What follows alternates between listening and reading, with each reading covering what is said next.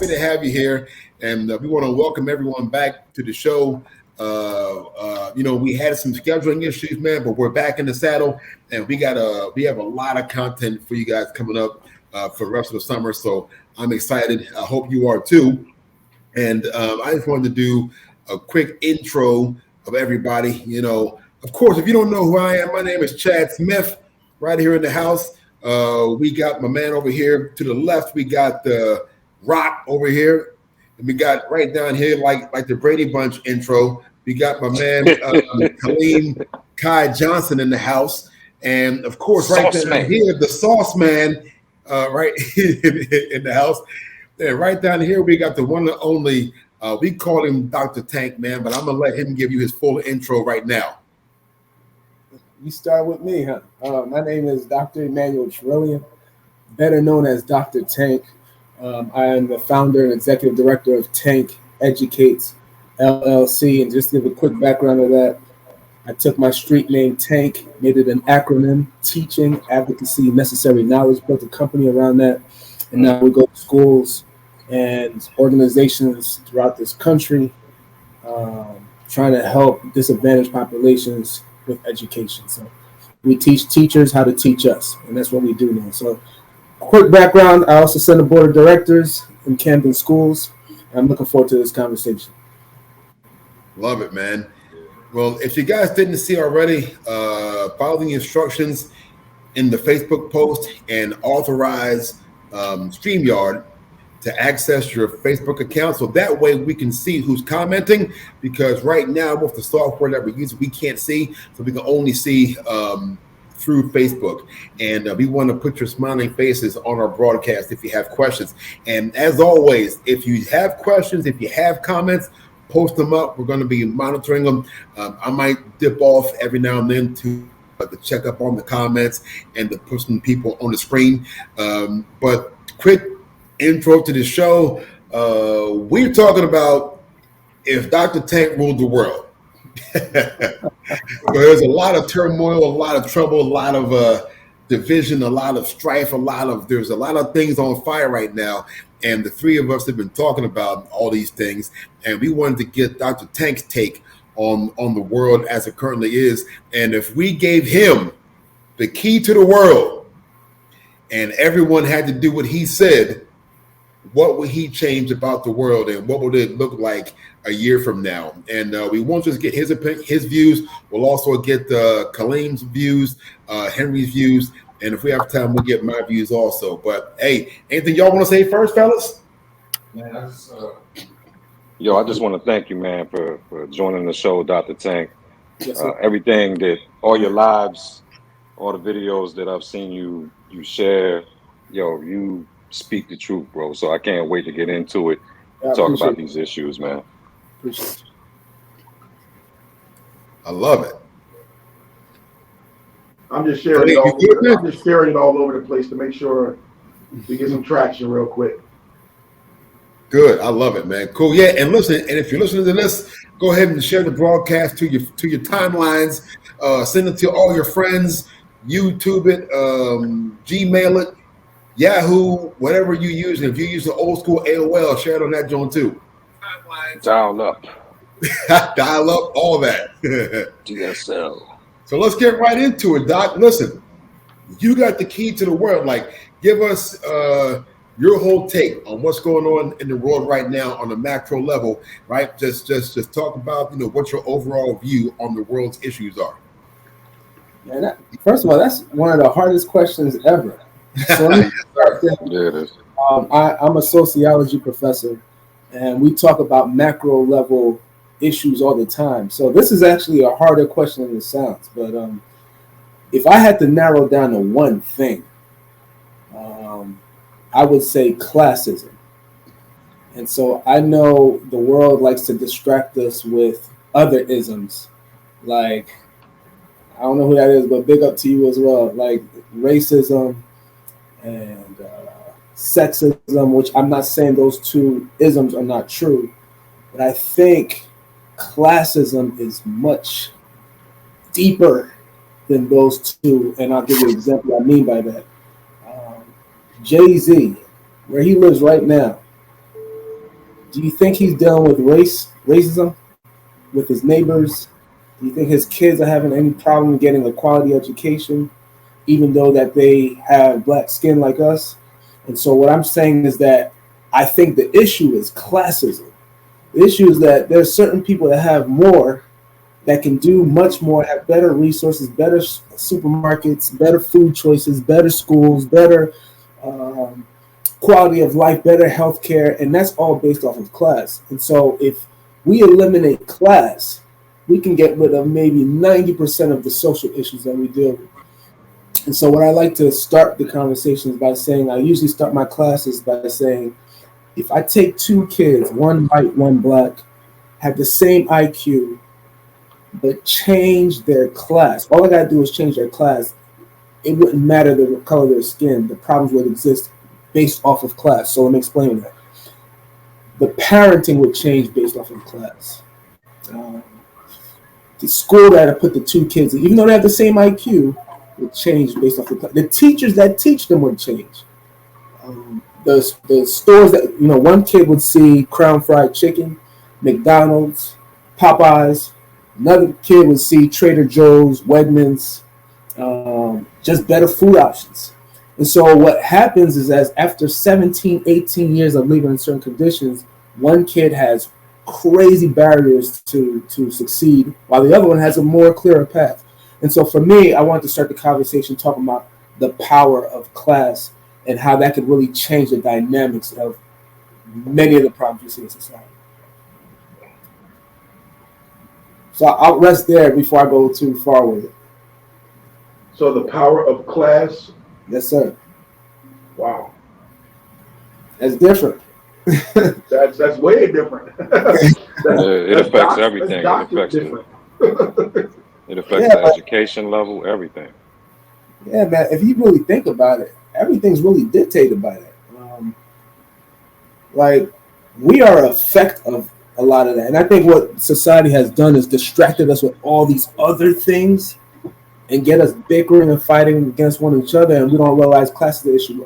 Another point I'll use for this is that historically, a lot of people don't know this, a lot of white people, when they came to this country, they were slaves too.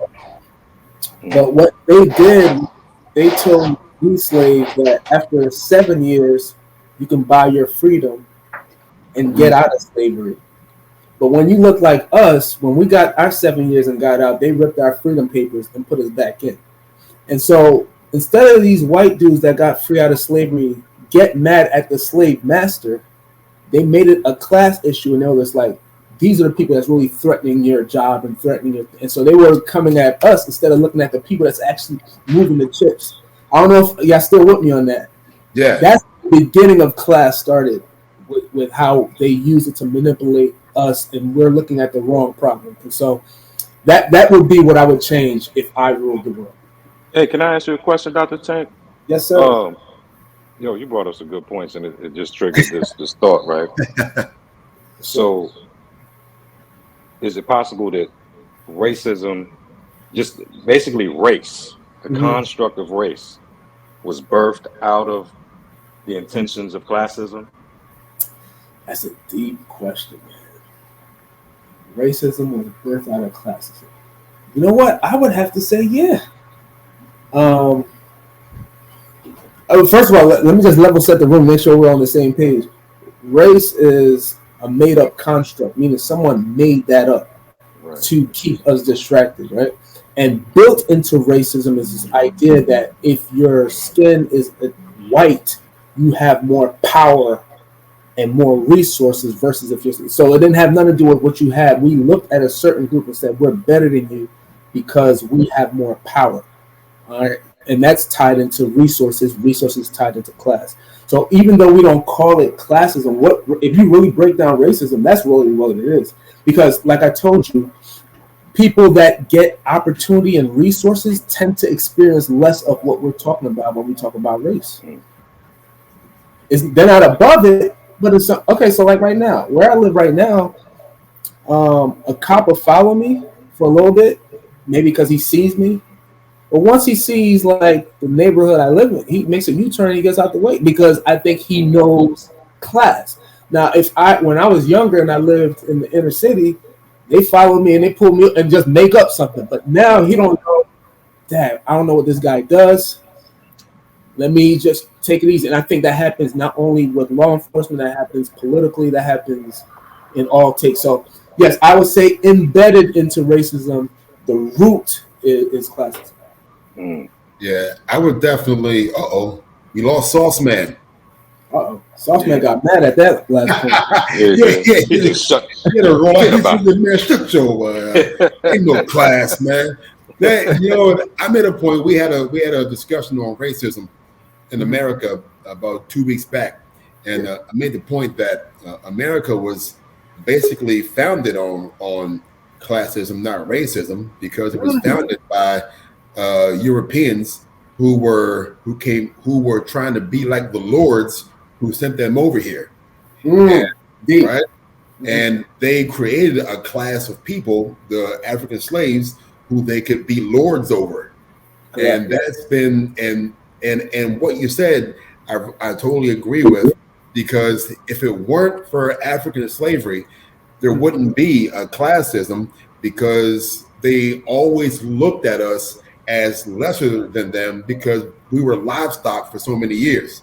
So who do these cattle think they are, trying to be our equals now? And that's been always, the point of friction, is that we've never been looked at as equal, because we didn't start off here as equals. So they've made every mechanism to keep us from getting to the point where we were the equals. And to piggyback, for those who probably still like, nah, I'm not buying that. Can racism exist if the tables are turned? Meaning, if we had the power, the resource, the control of the curriculum, schools, we're the CEOs. If we had power, how effective is racism at this point?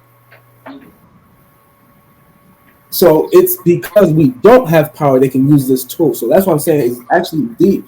I don't know where you want to go with this, but actually, I'm not going to stay on this too long, because I also wanted to say, I wanted to talk about something more practical. So right now, what we're talking is very philosophical, but I want to talk about another problem that I think would resonate more with like the average person that's living in some conditions right now.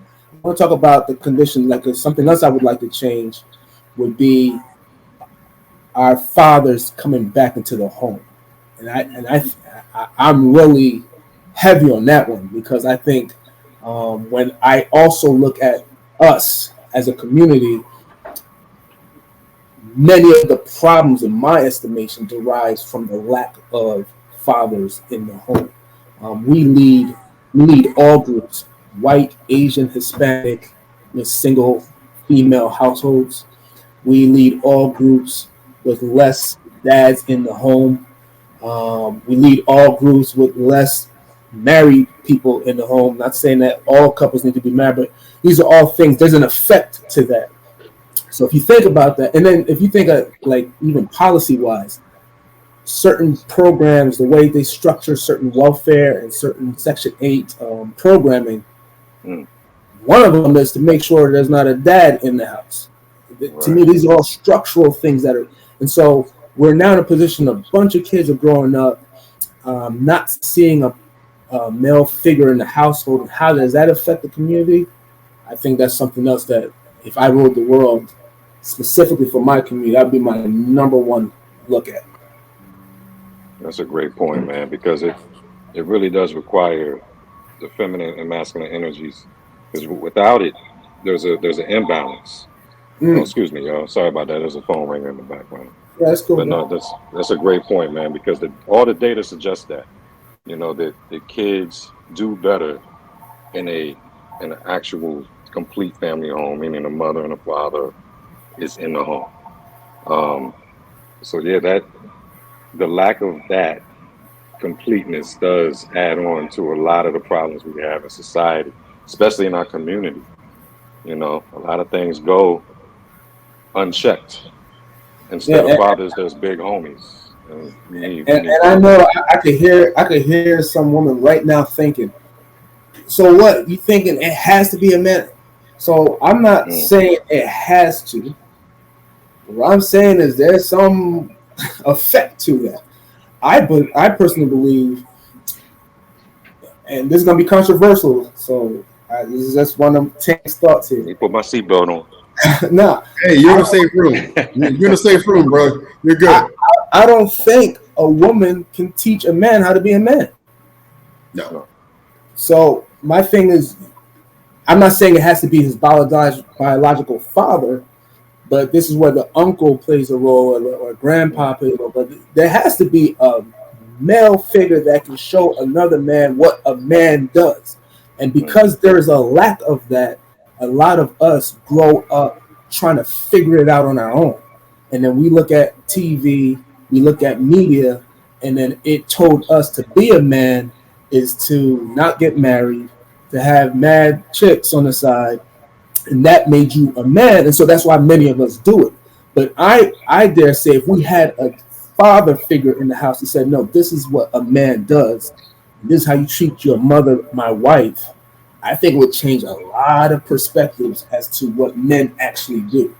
But because there is none, I can't say none, but there's few, we just trying to figure this thing out on our own, and I think we make a lot of mistakes of that. And so I just wanted to throw that out there because I know that would be a little more controversial, but I think if we're going to be real, that's a conversation. I don't think it's controversial at all, man. I think it's common sense. Well, it's for men saying that, but I don't know what the women. Yeah. Here's the.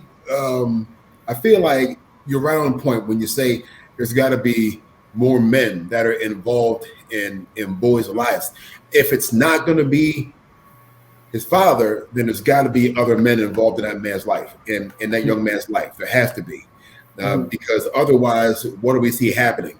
They start clinging on to father figures who may not have their best interest at heart, like neighborhood trap lord, or it might be somebody else that doesn't have their best interest at heart.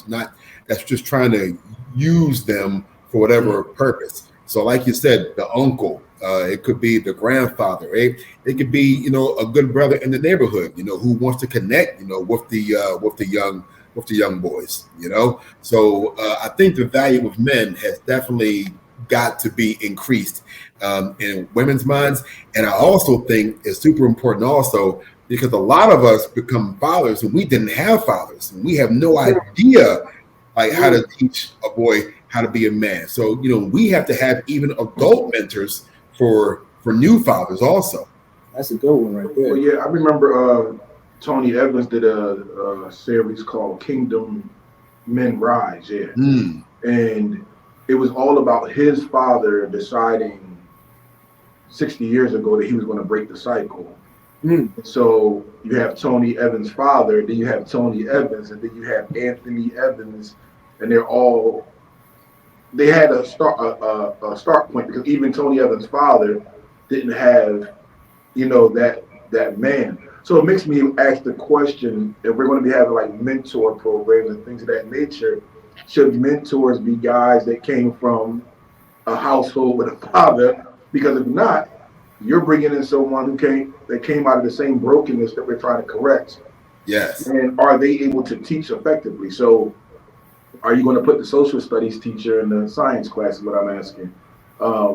Or is it possible that a man is able to learn via his experiences and his failures, and his successes, what being a man is all about? Because we got to remember, man, we're not allowed to be emotional. We're not allowed to cry, especially in front of women.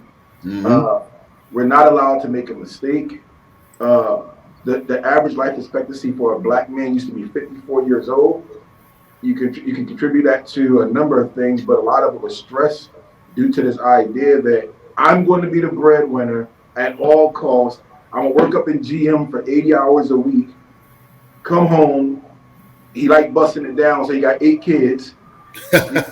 ain't no quitting. Ain't no quitting. And so he's going, and also during that time, they're dealing with all the racism, right? They're dealing with all the glass ceiling crap. right? They know that they're talented guys. So these guys are dying at 54. Now we've extended that to about 65, I believe, lately, but it's still a problem. So is this controversial to say there need to be new mentor programs, and those people leading that program need to come from homes that have fathers in them? I feel like that's a little controversial because I think you can be a good father without having one. Because sometimes some of us do the opposite. Because I didn't have this, I'm gonna make sure my son has this, right? Right. So because my dad never came to my football games, I'm not gonna miss one football game. Because I didn't get the love that I needed, I'm gonna make sure I love up on my son really big. So my thing is, you can still do it off of trying to not be what you had. So I think that can motivate you to still be a great dad without actually having one. I don't know if that makes sense. Mm-hmm. Definitely facts. What about you, Rob? No, I don't really have anything to add on that point, man, because honestly, I had a father. He was a great father. God rest his soul. Everything you're talking about, loving on his son, he did all of those things. And I feel, without that, I wouldn't be the man I am today. I wouldn't be the father I am today. I wouldn't take that role serious if it wasn't for that example. But I also agree, when you don't have it, like Dr. Tank said, when you don't have a father, you want to do the opposite of that. You want to be the best father you can be. And I think, a lot of great fathers come from that. So I can't knock it. And I also want to add too, look, ladies, we appreciate y'all. A lot of y'all doing the thing as a single mother. Absolutely. You know what I'm saying? In my situation, my girl, she was a single mother for a minute because we had our issues and all that. Salute to my wifey up there. Yo, ladies, thank you, because a lot of us been missing. A lot of us been missing due to systemic issues, personal issues. Just we've had some issues. You know what I mean? And I think that's why Dr. Tank is bringing this up, saying that the men need to be in the home. He's not coming at y'all. He's coming at us. You know what I'm saying? We got to hold each other accountable. We got to celebrate ourselves when we do right, and we got to, definitely dig in our asses when we do wrong, man. That's that masculine energy. Chad, were you about to say something? Oh yeah, I was going to say, and can we also, while we're talking about that, can we also, one thing that I would change is the judicial system, because there's a lot of there are a lot of absentee fathers that are created from the bench. Right. Wow. Family court, criminal court. Yeah. Well, yeah, but I was going to say that earlier. There's like a perfect storm, right? You have a government system with intentional programs meant to destroy families. You have the deadbeat mentality as well. You have the lack of knowledge in regards to how to be a father. And I think it's just like when I did a study years ago, I was doing an HIV education program, and I found out that 50% of all new cases was coming from drug intravenous needles, right? And so then you ask the question of, when do people start using heroin, right? And it's because, like, when is heroin the most beautiful thing in your life that you can try, right? It's more than likely when people are down in their luck. And so my thing was, okay, well, people need something to look forward to. They need something to be driven by that keeps them on a positive path forward. And if you can eliminate part of that drug problem, obviously you eliminate the possibility of HIV being heavy in the communities. And so the point that I'm making is that you were always going to have unprotected sex, right? That was going to be a given. It's not going away. It's not going away. Obviously, you can play it safer, but there was other elements. So what part of the storm could we remove, could we deal with to improve this situation in terms of fathers being in the homes? Like, what can be something that can be easily addressed if we were to, like, break down the storm? We got to change the culture. There's a culture out there that there's two things. It's cool to be a deadbeat dad. Like, it's actually cool. Like, yeah, I got 3 baby moms and she's over there. That still sounds cool to some dudes right now. But I'm going to come at the ladies one more time and then I'll stop after that. But it's also cool to say as a woman that I don't need no man. Right. Like that became cool too. And so you have a culture of one side saying they don't need you, and the other side think they don't need to be home. And so the storm comes exacerbated. And I need us to get to a point where it says, thank you for holding it down while we're gone. Now allow me some space to help you, and let's work as a team and not see each other as, you know what I'm saying? Like, I didn't need you for this amount of years. You don't come in here. So that culture, until we deal with that, it continues to perpetuate. And so one thing that I challenge when I speak to young parents, raise your daughters like you raise your sons. And you're like, what do you mean by that, Dr. Tank? If you think about it, and this is not to women, this is for both of us, fathers and mothers, we are way tougher on our daughters to raise them up to not depend on a man. We're drilling that in from they're like 2 or 3 to get a career, to be independent. And with our sons, we kind of soft on them. Mm-hmm. And what tends to happen, and it's the statistics are clear, Black women are the number 1 educated group in this country over every single group. African. Why? Because we raise them to be warriors. We raise them to take care of their father, to educate themselves. And guess who's at the bottom of that list? Us. We don't go to school. We don't really push, and I think it has a lot to do with how we are shaping. We're not shaping our boys with the same intensity that we're shaping our daughters. So if you ask me how would I fix it, I would start right there on how we're raising our future kings and queens and making sure that they both see the value of each other, but also we raise them to be independently strong at the same time. So that would be my answer to that. That's well said, man. Because, I just want to say this real quick. I just want to jump in. What you just said, we got to raise our sons like we raise our daughters. We have to, and like you said, the culture is so toxic, man. Our sons think it's cool to be over-sexualized, think it's cool to over-sexualize females. Yeah. Like you said, it's cool to have a couple different baby mamas, right? Mm-hmm. We got to start telling our sons the truth. Yo, when you lay down with a woman and have sex, man, you are taking a risk with your life. You understand what I'm saying? You are going to be tied to this for life. You understand?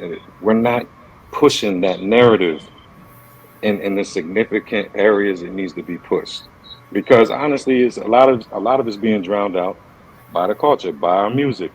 Instead of being men, we want to be players. You know what I'm saying? The women, they doing good, like you said. Yeah, our women, they doing good. They're number 1 educated, but they're also the least married.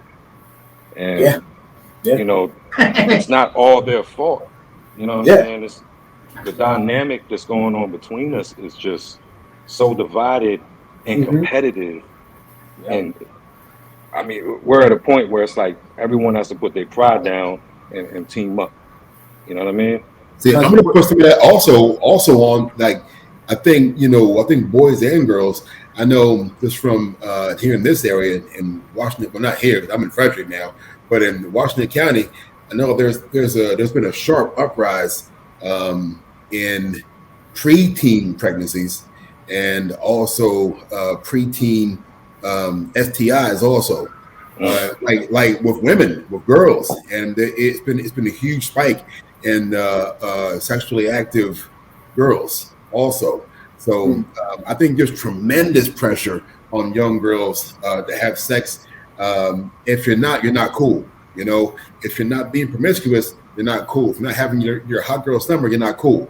You know, so I think there's pressure on both ends. There's pressure, for boys to rack their numbers up. I think there's pressure on girls, to be sexually liberated and rack their numbers up too. Like, it's cool to be a thought now, So it's normal. I mean, it's normal now. So I think, like Manly Mike said, we got to teach restraint. Be more thoughtful on who you're sleeping with, especially with these Supreme Court rulings. You might want to be a little more careful out in these streets. Well, I also put a message to the young bros that side pieces are expensive. We don't talk about that. It's also a good economic decision not to do it. Financial literacy, bro. Man, the average date in the DMV area is like $150. Think about it. You got to do Valentine's Day with the main, and then February 15th, you got to go back out there, man. So. February 15th is International Side Chick Day. What's up, Kareem? Yo, Tank, you studied theology? Yo, theology, yes. I graduated in seminary as well. So I want you to do me a favor. What's up? I want us to stop acting like something is new. Break down the Proverbs 31 woman. Here we go. Bruh, I can't do that off the top. You talking about the virtuous woman? Yeah, break that down. Give me the scripture first, man. I can't. Well, I don't want to do the whole scripture, but it says that she has the ability. She's a hustler, basically. She stays up at night. She keeps her light on. She purchased a field with her own earnings. She has the ability to provide. Doesn't mean that she actually provides, but she has the ability. And it says that she has the she goes afar to bring back what's needed from the family, and she's doing this all while the husband is at the gates, respected amongst the elders. So I know there's some. That's the surface of it, right? Mm-hmm. We know that respect comes after accomplishment, achievement. So the husband isn't just sitting there and chilling. There's something that occurred. But I'm saying this because it's this narrative of women are now being hustlers. But when I read that scripture, it says this woman went out and bought this field with her own earnings, and that's biblical. Mm. So you gotta. It seems like you're trying to go somewhere. I gotta see where you're going first before I can comment on it. So what are you saying? You say this is not new. That it's been happening forever. So what's happening now then? I'm not going to. Well, she's virtuous because she's married as well. But to me, it just seemed like I hear a narrative from Black women, especially because they are going to school. They are the most educated group, and there's this run of we doing this, we doing that, we doing this. Men ain't doing ish, and I'm like, it's right here in the Bible. Y'all was already gangster. This is not new, and so I'm trying to just put this thing together like this. Well, are we accomplishing something new? Was there a breakdown because of the disconnect of Black men and women that they didn't know who they already were as hustlers? There's a few business women in the Bible. There's a few of them, right? Mm-hmm. So they were hustlers before, and so this new narrative, is it because of the disconnect that we've had because of our journey here being stolen? Maybe some of the civil rights stuff. Maya Angelou never had a Black man in America, right? She wouldn't date a Black man. So is that the problem? Because this thing already was going on. I don't see anything new. But once again, fellas, it says the husband was respected. He wasn't, she wasn't just a hustler and then she crapped on him. He was a G sitting with the elders. But with that respect, I'm not going to be a fool and assume he didn't accomplish anything. I'm certain he was a boss as well.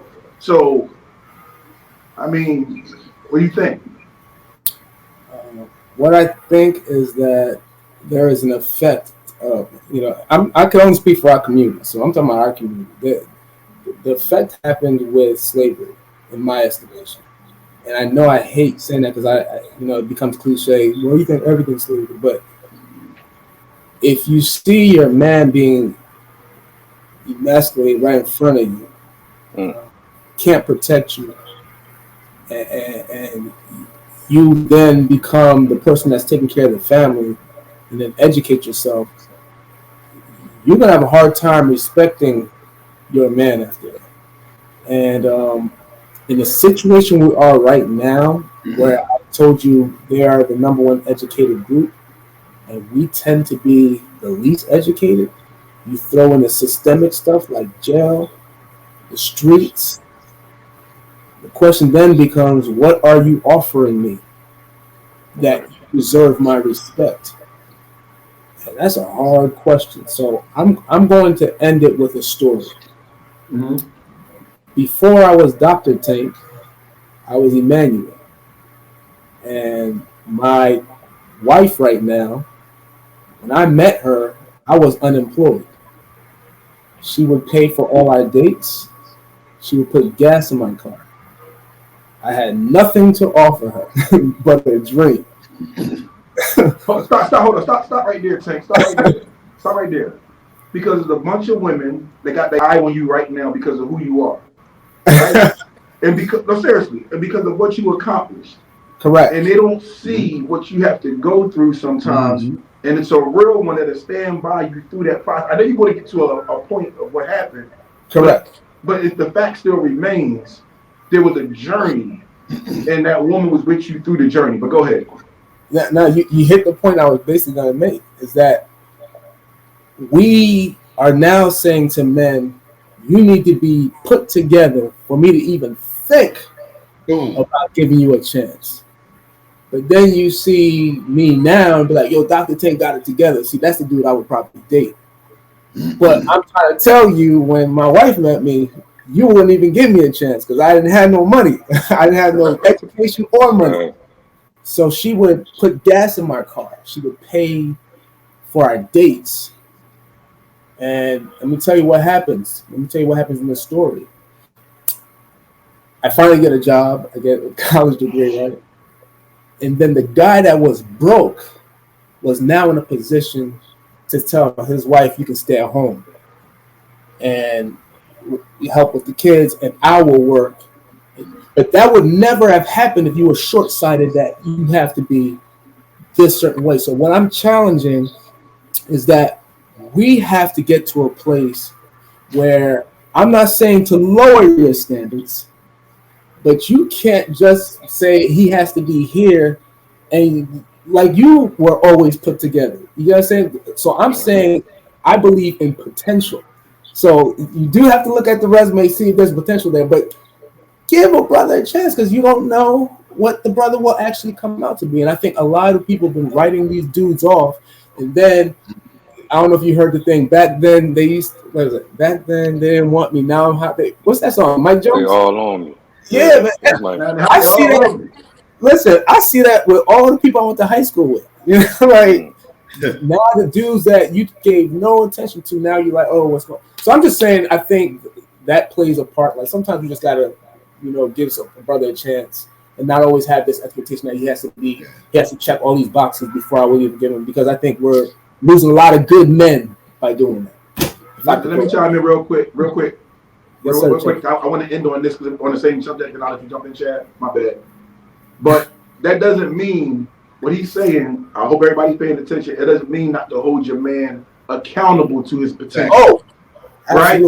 And so if your man is saying he want to be a rapper, and you give him $250, and he come back home with sneakers and not recording equipment, then he probably ain't really about that life, right? If your man is saying he want to be a doctor, and you give him a stack, and he come back home with recording equipment, then he probably not trying to go to college and become a doctor.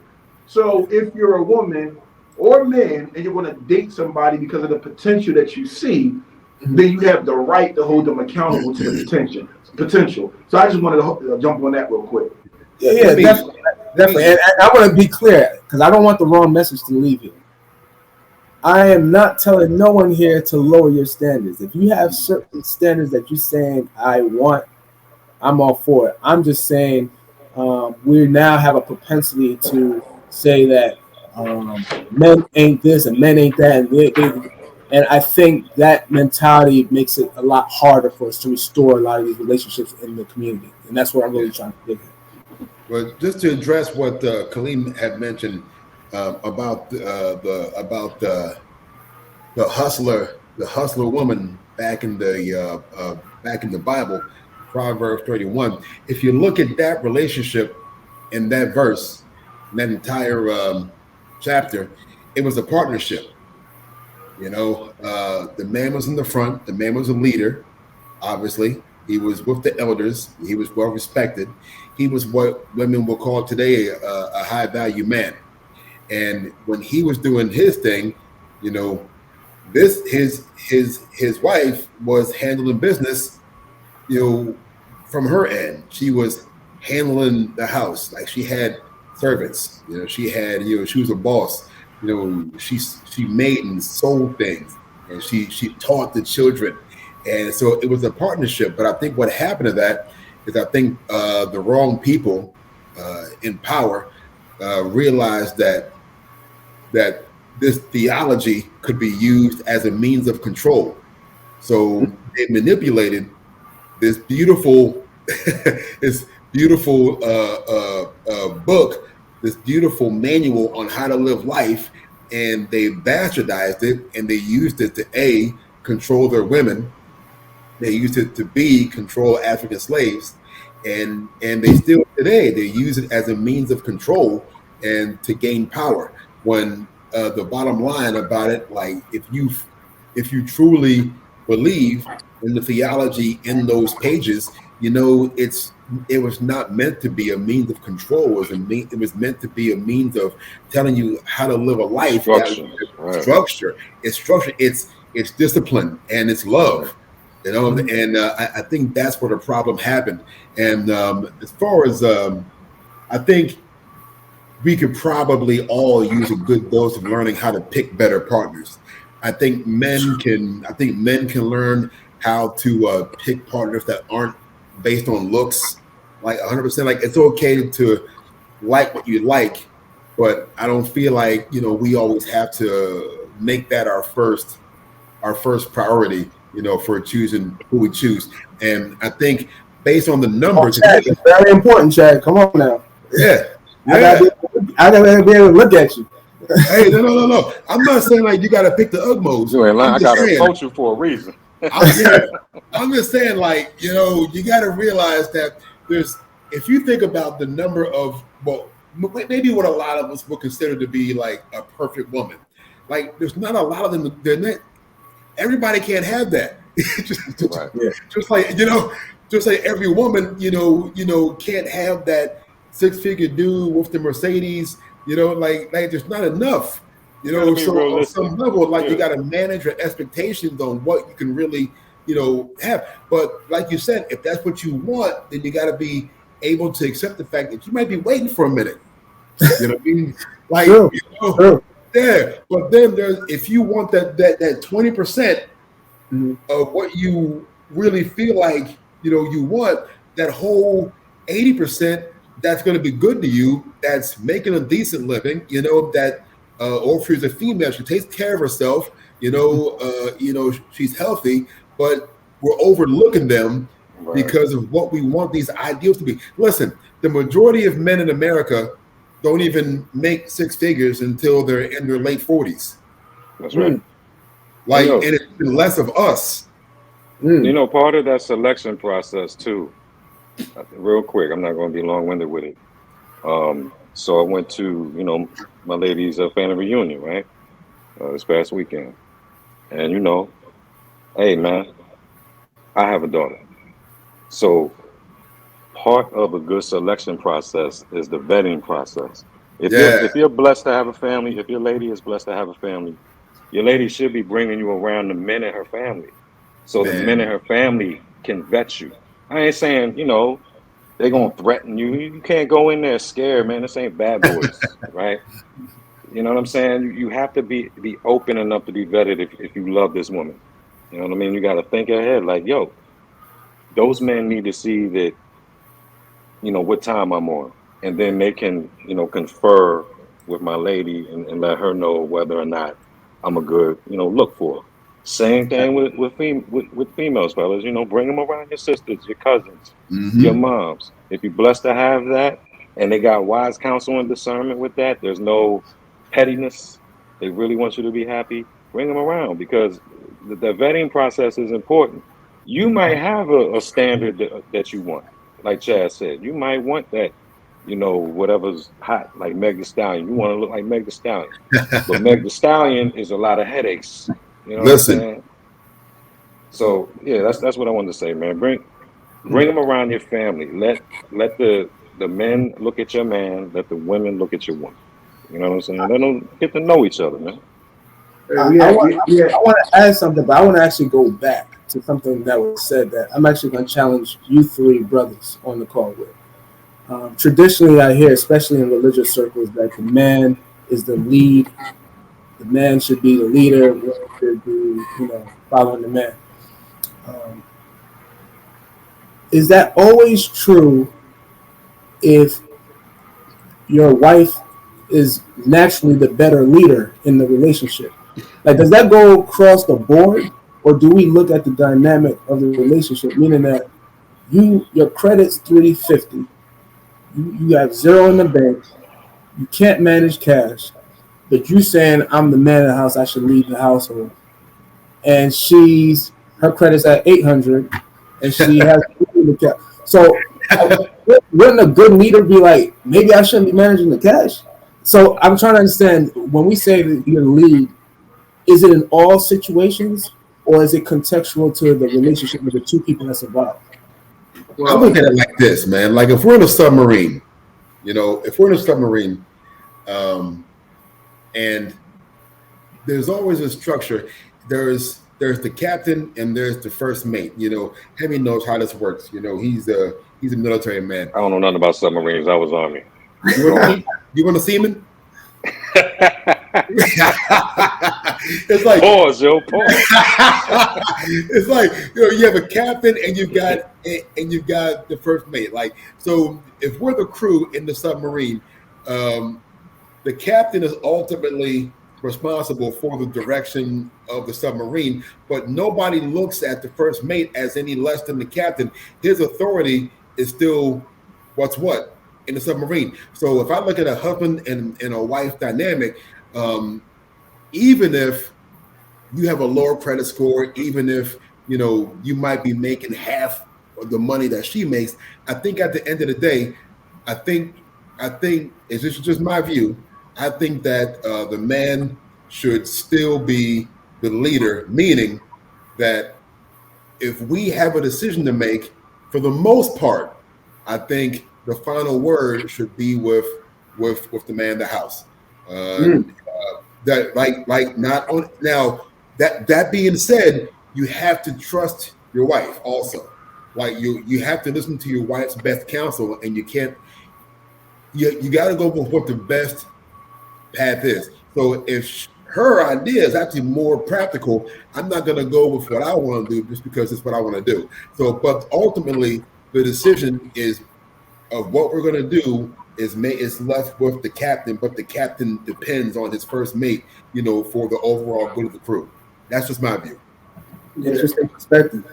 I'll say it's impossible to lead if the situation you created for yourself creates a hindrance for the actual relationship, right? Mm-hmm. So if that 380 credit score, she wants a $700,000 house, but her salary alone is enough, and your credit score disables you from being able to do that, how do you lead in that situation, right? And so I think it's just knowing where you're best at leading. You ain't a cook, get the hell out the kitchen. You know what I'm saying? Uh-huh. But I also, when we talk about the big picture in terms of success, everybody wants to be the power couple. Everybody sees that. And so how can you be a couple and be so disjointed to a point where my credit score is 800 and yours is 500? Wow. Yeah. Your bank account got 50,000, my bank account got $50. Something is wrong with that situation. Yeah. And so the reality is that we shouldn't even be talking about leadership and that situation, because she's probably going to lead your ass out the door in that particular situation. Right? So it's just being real. Like, this is 2022, right? And once women decided to get an education and go out to that workforce and get into corporate, man, this was a man's worst nightmare. Because back in the day, them dudes was busting them women upside the head. They wasn't going nowhere. Try that now. Now, right? So I just think that it's for a couple to be so disjointed in that manner where there's so much imbalance with the relationship. It's just kind of hard. And most men, and Tank, I'm sure you can back this up because of your experience with your wife. When you're in that situation where you're the one that's preventing you guys from acquiring that house you just drove by. Mm-hmm. You feel like a sucker. You know what I'm saying? You feel like something is off with you as a man. You feel it. Yeah. And so you're going to address it eventually, hopefully. But if not, that thing is going to end, man. So you can still lead as a man in certain instances where you're good at. But in regards to the stability of the household, if you're not stable, that shit's impossible. Yeah. And listen, I asked that question because in 2022, a lot of people have a problem with that statement. When you hear a man say a man has to lead, that sounds very uncomfortable in 2022 because of all the situations how females are doing a lot better than a lot of guys. So how you lead me if I'm doing better than you? No, but what I challenge everyone to think about is this. Find me any organization on this planet that there's not one person who's eventually at the top of the organization. That's facts. It can't happen. You cannot have a organization that has two CEOs. You just can't see it. So what I'm trying to say is, someone's got to have veto power. Yeah, it works to have a democratic process, but you still need a president, right? So what I'm trying to say is that I think we get so caught up on this idea of lead, but because of that, I think there's so much dysfunction in modern day families now. So I think we just have to redefine how lead looks like. And when you're not an asset in this decision making, you need to be smart enough to say, it's your call because this ain't my forte. Right. But you are a bad leader and you're beating your chest and just saying, I'm the man and you just got to do it because I'm the man. The Bible says I should lead. That's destructive too. Right. You know what I'm saying? So someone told me a long time ago, if you have to say that you're the leader, then you aren't the leader. Absolutely. Well, look, I just want to answer that question too, Dr. Tank. Y'all already said a lot of what I was thinking, but I'll add this. I think the reason why a lot of men, bark that they should be the natural leaders, it comes from an antiquated belief, right? It comes from something that's not of this first world, right? When you're looking at like the third world way of life, the biblical way of life, the world was savage. Men were savage. Who's going to protect you against other men? Men. But here we are in 2022. In the first world, we don't live like that no more. So we got to look and be honest about our value in the relationship, our roles in the relationship. It might not even be one leader. It might not even be veto power. It might be nowadays, as we live in the corporate states of America, you got to start looking at your relationship like a board. You know what I'm saying? Like you got to have a family meeting, a sit down, see what's good financially, what's good with security, what's good with the future, with groceries, especially with inflation and interest rates now. But I think a lot of us are looking at this leadership thing being solely in the possession of the man from, like you said, antiquated biblical beliefs that do not apply in today's time in this first world. Well, they may apply. It depends on what you particularly like, what your appetite is, man. Like Joyce Meyer had a great sheet, and I remember this because I thought it was brilliant, and I've never heard anyone put it like this. Joyce Meyer, one of the most successful evangelists, in history, has a worldwide ministry, and she's a very powerful woman within the faith. And her husband works for her. So she said, and I don't get it totally wrong, but she said when she was talking about what their relationship is, she says, you don't see Dave on the stage like you see me on the stage. You don't see Dave in front on the videos. You don't see Dave on the TV shows because God put this ministry as my anointing, not his. But when I'm on the pulpit, when I'm in front of the camera, I'm Joyce Meyer. When I step off that stage and off the camera, I'm Dave Meyer's wife. Mm-hmm. So they both know that her role is to be the leader in that ministry. You know, he takes his orders from her in her ministry. That's her ministry. That's her area of power. And I think it's a give and take. Like Henry said, like modern times, you know, women are different. And if you're married to a boss woman who, you know, commands her own circle of influence, who commands you know, financial success, who commands respect in the community, you know, you've got to you can't force yourself on her anointing. You know, you got to let her lead where she's supposed to lead, and you lead where you're supposed to lead. Yeah, real quick, we got to wrap up soon. But Rock, you have a daughter. Tank, you have 2 daughters. I have 4. I will always tell my daughters it's okay to deal with a guy who has the potential. But let's keep it real here. If she coming around 5 years later and they in a messed up situation, but you've seen your daughter excel, and he's the anchor that's holding them down. Ain't nobody trying to hear all that. Mm-hmm. You know what I'm saying? It's time for my baby girl to move on. I'm keeping it real. You're going to want the best for your daughter. Every opportunity has a shelf life. Mm-hmm. You know what I'm saying? And we need to be that way with our lives as well. Yes, baby, you got potential. I love you to death. But eventually, you got to get it together. Like, and that's men and women. You know what I'm saying? How many times you want to drive by the house that you want and not be able to get it because one of y'all is not keeping up in the game?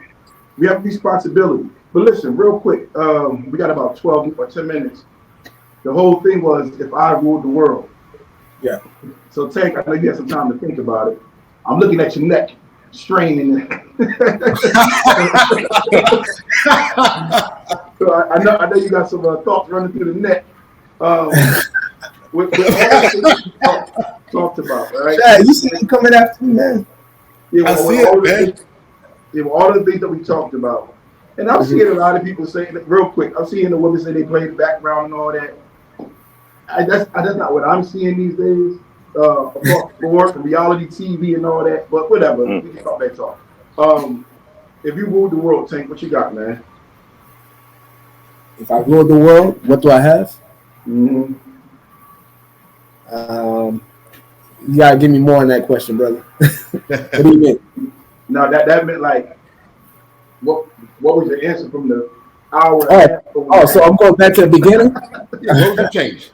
Okay, so we're going back to the beginning, man. So for those who are still with us, we're talking about if I ruled the world. I talked about 2 major things that I would want to do. The first I wanted to talk about was classism. I think that's the biggest problem that we have in our society, is that it basically allows certain people to have resources, better schools, better food supply, better health care. And if you don't have the resources, you then are struggling. That actually, I didn't speak about it, but that actually leaks into crime. Crime is based off of class. If I have food, shelter, and resources, I'm not going to want somebody else's. I'm not going to rob you because I have it. So class plays that. And then the second thing I talked about was this idea of we need our fathers back into the home. That's how it catapulted into relationships. But if I ruled the world, if I was going to try to change the inner city by doing one thing, I'm bringing Papa Doc back home. And where we were at our strongest, it was a family with a man in it. And you look at the shows we used to have, like Bill Cosby and all that, you had a dad in the house, bro. And then now if you look at the shows today, he's no longer there. And so I think the dysfunction plays a big role of dad not being home. So I'll yield there. That's why I would change. Yo, I got one question, man. And I know the theme is if I rule the world, but I really want to take the opportunity because you're a doctor of education, right? Yes, so I want to ask this question, and let me segue into it with this statement, okay? According to the World Economics Forum's The Future of Jobs report, AI is expected to replace 85 million jobs worldwide in the next 10 to 12 years. And that's like paralegal, factory jobs, accounting. You know, AI can learn these things. So in the next 10 to 12 years, AI is going to replace 85 million jobs. but it'll also create 97 million new jobs in that same time frame. My question is, do you feel that the current public school curriculum addresses and prepares students for this new way of life right now? No, man. And to follow up, I'm sorry, to follow up with that, what would you change if you ruled the world? What would you add and adjust in that curriculum? Okay, so that's a great question, and it's actually a real question for me, because what you asked is literally what I do now. I go around schools, and it's specifically in inner city schools, preaching one message, that we are preparing our kids for the past, not the future. Yeah. The things that we're teaching them, man, I don't care what field you're in, you're not going to use algebra ever again. So why is that still in the curriculum? So what I preach now is that we have to be teaching our children 3 to 4 pathways. Military, no particular order, by the way. Trade, which could be a killer for us if we all get into trade. Trade, people are making $80,000 to $100,000 doing things like carpentry, plumbing, things like that. But everyone's trying to go to college, and there's a gap right now with trade. So now you have a bunch of college-educated people who has zero skills. College, and then the last thing is entrepreneurship. And I take this message as early as 6th grade. Those are the 4 pathways we should be introducing to our kids. So kids who are quote unquote not college material don't think school's not for them and then go into the streets. They could now know I can go either in trade, I can become an entrepreneur, or I can go in the military and still make a good living and take care of my family. Because outside of that, the message is college, try to use a sports scholarship to get there. And if that don't work out, I'm hustling. And that's what I'm doing right now in schools. Man, thank you. Got it, bro. So let me ask you a question also. So you ruled the world. You know, we look at the state of politics just in this country. You know, oh man, I don't know how deep you follow into the political world, man. Oh, I'm deep in it. Yeah, I mean, you know, we see some pretty significant changes happening right now, just in this country, and not even to talk about globally. So, what have you changed about the current political system here in the country? You're in charge. I would destroy Republicans and Democrats and make no parties. And we just pick the best candidate. That's it. Because a lot of people don't use their brain no more when it comes to politics. You're not voting for the best candidate. You're voting for your party. So I can give you the weakest Democrat out there, and 90% of black folks are going to vote for him. Zero skills, cannot change nothing, but because he's a Democrat, I'm just going with him. If we erase the Republican and Democrat, now you would actually have to listen to who proposes the better policies, who's actually going to change the community, who we can hold accountable. And I think that would be a better political solution. So for me, I think that's what's killing politics right now. We're voting by party, not by issue. Yes. Yeah, he should destroy both of them. Yes. I'm going to add to that. I would also get rid of PACs. Also get rid of. Oh yeah, I think the percentage is somewhere around 85 to 90%. Whoever spends the most money in America wins the election. So these elections are not about issues; it's whoever got the deeper pockets. So you're like, man, that can't be true. What about Barack Obama? Yeah, he outspent. So you get rid of lobbyists, super PACs. I don't know if you guys know what's the former mayor, Bloomberg. You know who Bloomberg is? Yeah, former mayor of New York. Yeah. All he does now, because he's a billionaire, is he goes around the country, find close elections, and take his money and win the elections with his money. So politics is getting destroyed by money, which again speaks about class. Yeah, true. Fact, it all goes back to class. Right back around. Yes, sir. So, that it, guys? But that also go because there's a tone that you hear sometimes about leadership not necessarily being power. However, he who has the goal makes the rules. Right. And you're not running for president. You're not running for governor without a big bag. Okay.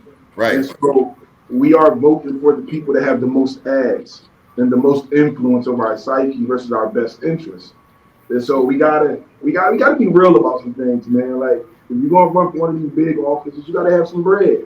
You know what I mean? Barack Obama's first big donor was J.P. Morgan Chase. They gave him a check for $1 million, and at the same time, he would say he was going to fix Wall Street. Yeah, so come on, man. But think about it. We don't do our research, man. If you take the average person that goes to the poll, and I could guarantee they didn't do any research, they didn't Google, they didn't find out what the issues were. All they're gonna look at is which name do I know. Right. That name sounds familiar. Click. Yeah, and you know why that name sounds familiar? Because that person had more money to put those lawn signs all over your community. He had more money to knock on your door. He had more money to text you, to call you, to put the Facebook ads. So that's how money is killing our politics. That's right. And the media influences by how much airtime they give whatever candidate, can draw the most viewers on their show. So that makes you believe that CNN really wanted Trump to win, right? Yeah. Mm-hmm. That's how Trump won. Oh, y'all trying to go deep. And when you say media, it's not just the news. Social media is the media. Social media, Twitter. And I would argue that it's the more effective media because that's what most the youngins and the middle age is looking at more than CNN, Fox, and MSNBC these days. So I don't know who said that, but that's deep. Politics is designed for you not to know them, especially on the local level. Yeah, whoever said that, because it's coming up on my screen as Facebook. Angela Davis. Angela Davis, you on fire right there because I keep telling my students the general election is cool, but if you really want to make change, you better start voting locally because that's what's going to actually affect you. We don't. There's especially in our community, we don't even talk about local level. We don't talk about the school board. We don't talk about attorney general. We don't talk about none of that, and then we start protesting. You want to protest? Go vote in these local elections. That'll do way more change than the sign you're just walking around with. So. Well, I look at the problems that Kaleem has with trying to get these local candidates to talk to the community. Like talk about that, Kaleem. What's your experience been with trying to get people on this forum? I'm trying to run a conspiracy on it. No. Yeah. No, like real talk. Shout out to Brooke Grossman for stepping up and doing that. It's hard to be honest in politics. In Washington County, you got 17 people running for county commissioner, and I believe that's done intentionally because when there's too many options, people just go what they're familiar with. You know what I'm saying? Like, looking at them goddamn 17 candidates, man. And so, trying to get people to sit down in a world where it's not scripted. Remember, it came out how old girl from the Democratic Party was handing Hillary questions in advance and all that kind of stuff. It's not a safe space for people, man. You're on code. You're on script. There's certain what they call it, dog whistles, right? And there's certain things that people they come to. So I'm going to fix education. Here come the blacks. We're going to fix the prison system. For some reason, the Democrats they want to hear about that all the time. The Democrats don't even address black entrepreneurs and black professionals. They don't even address us, man. Yeah. And that's this whole thing with Brexit, where black professionals and entrepreneurs, they like we up out of here because we need somebody to address some of the. Because listen, black professionals and entrepreneurs, what they're dealing with is issues in banking, right? Access to resources in the VC market. So we want our brothers and sisters out of the prison system, but we're not a monolithic people. We are of cross perspective. You know what I mean? So it's hard for people to sit down and get them off a script. And when that boy Andrew Yang was running for office, I keep telling people, even if you didn't like his ideas, the fact of the matter is he had ideas. Right. He had ideas, and everybody else is running on the same bull crap. We're going to fix education. We're going to fix the prison system. We're going to fix how? Tell me how. How? Well, again, that's us. We got to hold them accountable, man. We got to ask the hard questions. Don't allow them to sit comfortably on the fence. And one last thing I'm going to say that Kaleem hit on we guys, this is gonna sound horrible. We got to stop voting like a monolithic group. Right. The more diversified we are, like I hate the fact that black Democrats give black Republicans a hard time. Yeah. If we understand that if we divide the vote that way, both parties now will have to entertain us. But if one of them has us in our back pocket, they don't have to promise you anything because they know they're going to get 96% of your votes. So what I'm saying is that the more that we stop voting in blocks, it will force that. Like for the general election, there's certain communities that people don't even go campaign in because they just know they got 96, 97% of it. So what I'm trying to say is if they don't have us like that, they will be forced to listen to our issues, and then we could talk about what Kaleem just brought up with like black professionals and have hard conversations with these politicians. And so I'll end here. I know we went over time, but I appreciate the platform. Appreciate you bringing me on. Takesha, I see you in the house. Appreciate you, Queen. Real quick, Tank, let me say this about the black Republicans, though. Yeah. I know some solid black Republicans, right? And they're Republicans because of the economy, because of how they view the world capitalistically and things of that nature. Unfortunately, what represents the black Republican in the mass media is the bozo, right? Yeah. And so, if you talk to most solid black Republicans, they don't want no parts of them. Right. But those people have found a plastic. They getting a lot of money talking crazy, man. Yeah. And so you have a Candace Owens who can say something brilliant, and then 5 seconds later call you a chimpanzee. You know what I'm saying? And it's like, damn, since you just said something brilliant, but now you calling us monkeys. You know what I mean? What we doing here?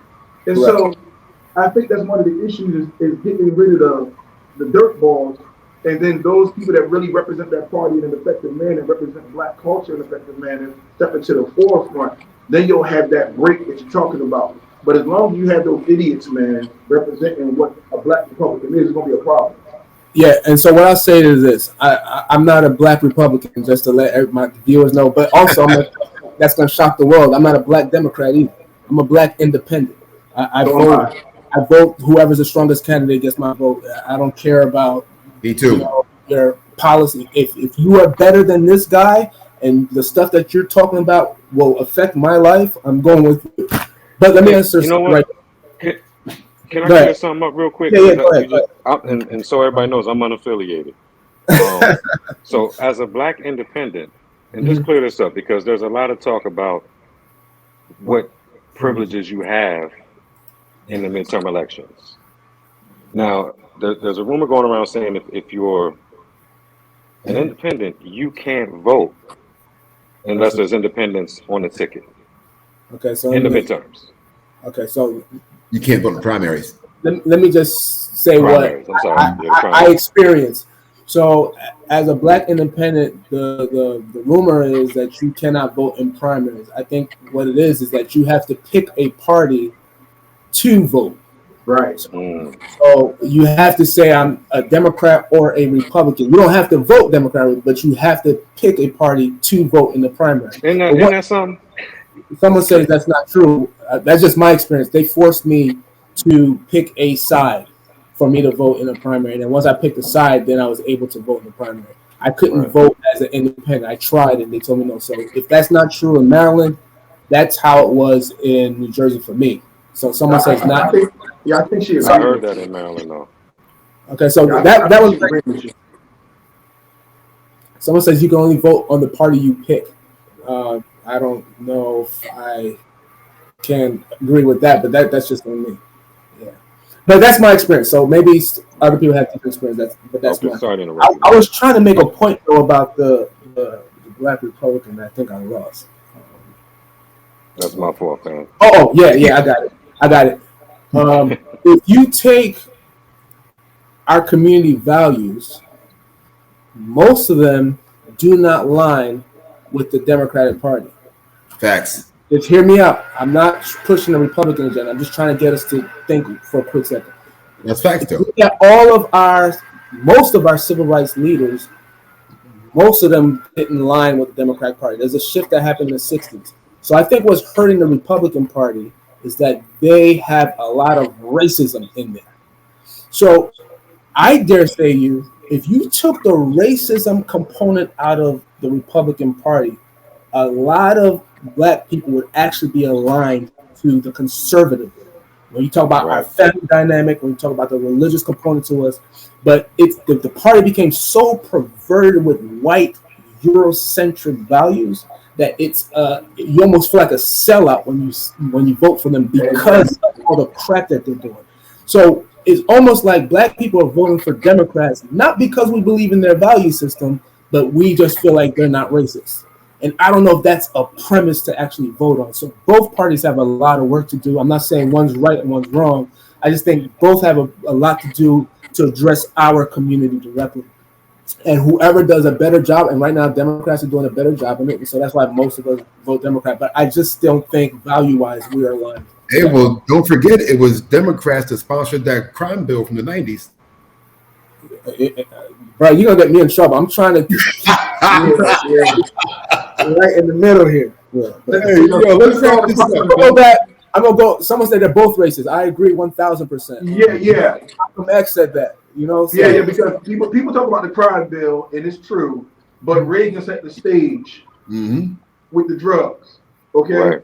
True. And the Democrats followed behind him with the prison system. So it was a perfect storm. It was a combo. It was a perfect combination. So that's why I said, at the bottom line, there's really not much difference between the two. One party wants you to work in the field, and one party wants you to work in the house, but you both in slavery. Look, the right wing and the left wing are the same bird. So when I get off this call, I'm gonna have like 10 less followers because of this conversation. No, you're not. I appreciate you guys. Hey, well, any final thoughts, Henry? Hey man, I thank you, Dr. Tank, bro. This was probably one of our best lives for real. Yeah. So thank you for articulating these things and answering these questions. I know we threw some. Look, hey y'all, disclaimer: we didn't prepare this man for any of these questions. You know what I'm saying? They did not. All off That's the top of the head. So he did great. If this was a freestyle, you killed it. You killed it, son. Hey, listen, top 10 freestyle of all time. Rock Lion. Our best episode was when they talked about their favorite TV shows. Man, don't do that. Khalim, final thoughts. No, thanks for coming on, man. I know it was kind of scattered, getting everything together. But as usual, when we have real conversations, the real is going to come out. The authentic is going to come out, which makes it good all the time. I know you like to be prepared. Every time I've sat down with you in the prepared, he don't play that. He likes to be prepared, but he did good either way. So I appreciate you, homie. I appreciate you too, man. Yeah, I tell these people, I'm like, listen, what's the plan? What are we talking about today? If you rule the world, I'm like, what? Yeah, just go with it. Just go with it. You know what I mean? What I got to give you guys your flowers now, man. I like to be prepared for conversations, but I learned something new. Like these unscripted conversations tend to be more organic and rich, and you can get a lot more out of them. So I appreciate you guys taking me to this uncomfortable place, but the conversation was fire and lit, and I appreciate you. Yeah, man. Well, listen, man, I want to get Andrea. I see you, Andrea. Thank you. My final thoughts is this. I just want to say that I appreciate everybody who's on this panel right now. Khalim, I appreciate you, man. You're my brother. Henry, I appreciate you. You're my brother. Of course, Dr. Tank, you're legit one of the sharpest dudes I've ever met in my entire life. And I'm being real, man. Like, I always enjoy hearing you speak, and I always enjoy speaking with you. So I feel like the more we can do this, us, other black men in the country, the more we can do this, and the more we can come up with solutions to our problems, the more that we can show how black men can work together, for a common purpose. No matter if he's a Democrat, he's a Republican, and he's a Green Party guy. I don't know why he would be, but we can all bring it together and make an awesome gumbo. So I'm happy to be here with all you guys, and I'm looking forward to working with you guys more. Can I leave a fire before I leave? Of course you can. Please. It's cold out here. If y'all ever talk about the feminization of the black male, bring me back on. We doing that next week. We're doing it tomorrow. We're doing it tomorrow. but that's a deep subject because it speaks to a lot of things we talked about today, and that's the way that you're eradicating this presence. And if you think about any comedy show, there's always a skit where we're in a dress. You know, Medea, you could just start, and if you're aware, if you're awake and you're watching this, you see there's an agenda, and I think if y'all ever bring that conversation up, just hit me up. I would love to share on that as well. All right. Duly noted. Hey, listen, and if anybody wants to get a hold of you, how can they reach you? Oh yes, you can follow me on Facebook, Tank Educates, Instagram, TikTok. It's Tank Educates with 2 D's. You go on my website, www.tankeducates.com.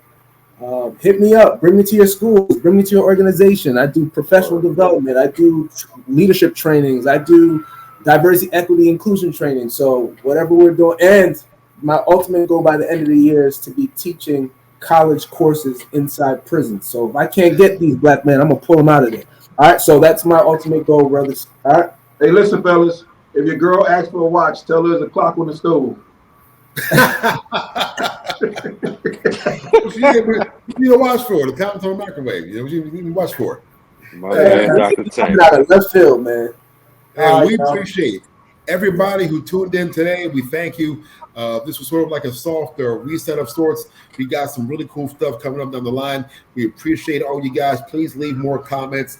Share this with your friends. Help us grow, and we'll have more good content for you guys coming up every single week. Go follow Dr. Tank. Follow. Peace.